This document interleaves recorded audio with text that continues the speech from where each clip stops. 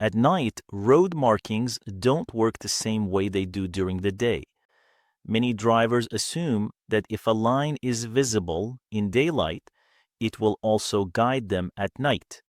That assumption is wrong. Road markings are not meant to be seen. They are meant to reflect light back to the driver. At night, drivers don't see the paint itself. They see the light from their headlights being reflected back toward their eyes.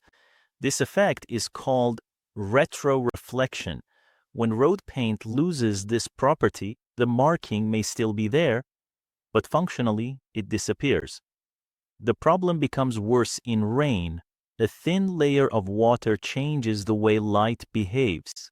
Instead of reflecting back to the driver, light is scattered or reflected away.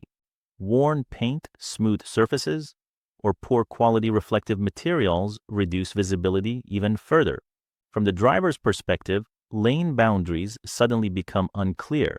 Drivers hesitate. They adjust their position late. They drift slightly out of lane. At night, small errors matter more. This is why crash risk increases on wet or poorly marked roads, even when the road geometry itself has not changed. So why does this problem persist? Because road markings are usually inspected during the day, under good visibility conditions. At night, failures are harder to detect, and replacing markings costs us time and money. As a result, markings that no longer work at night are often left in place. A road marking that works only during the day is not a safety feature.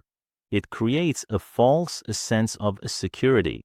And at night, that false sense of security can lead directly to crashes.